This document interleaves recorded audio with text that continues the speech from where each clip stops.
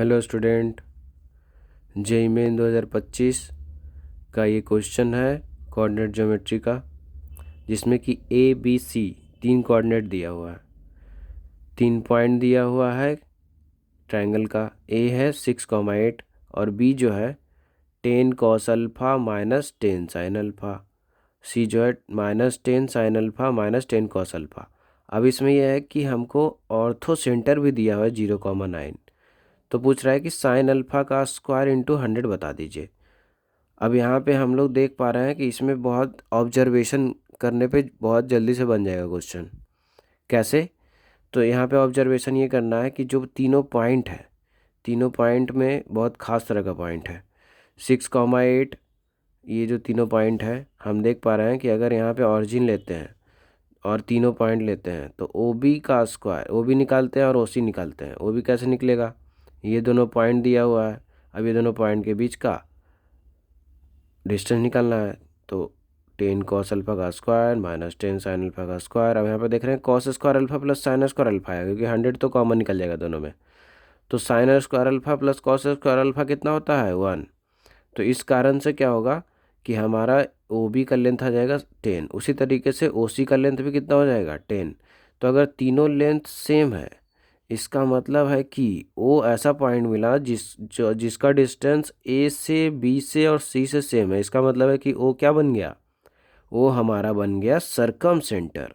तो ओ अगर सरकम सेंटर है और ऑर्थो सेंटर दिया हुआ है 0,9, तो अब ट्रायंगल, कोई भी ट्रायंगल के लिए स्टेप 2 में ये करेंगे कि कोई भी ट्रायंगल के लिए जो ऑर्थो सेंटर होता है और सेंट्रॉइड होता है और सरकम सेंटर होता है, तीनों एक लाइन पे होता है और हमेशा किस रेशियो में डिवाइड होता है? 2:1 में।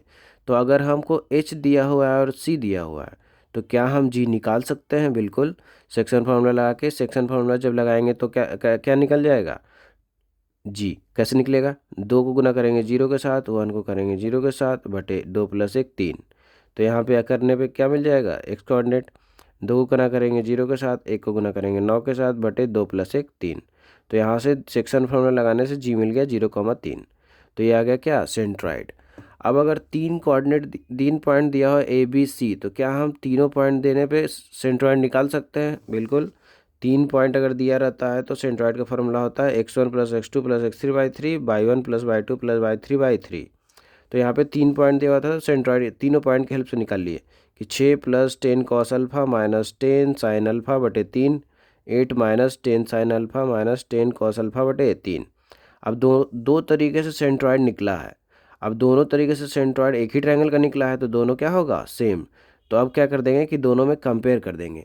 तो जब हम दोनों में कंपेयर करेंगे तो देख पा रहे हैं कि 2 इक्वेशन बन जाएगा।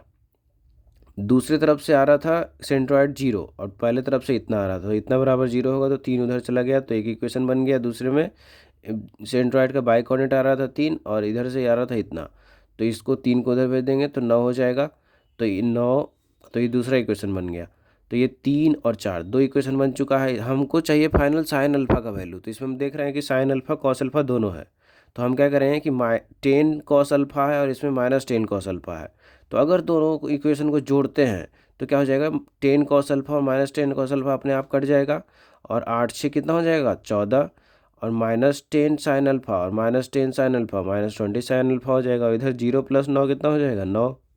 तो यहाँ से देख रहे हैं कि 9, 14 में से 9 गया तो 5 बचेगा, और उधर ये चला गया तो 20 sin अल्फ़ा। अब यहाँ से sin अल्फ़ा 5/20 मतलब sin अल्फ़ा 1/4। तो sin अल्फ़ा आ चुका है। हमको फाइनल वैल्यू चाहिए था 100 इंटू साइन स्क्वायर अल्फ़ा। तो साइन अल्फ़ा का वैल्यू रख देते हैं 1/4। तो 1/4 रखेंगे तो 1/16 आएगा इसका वैल्यू।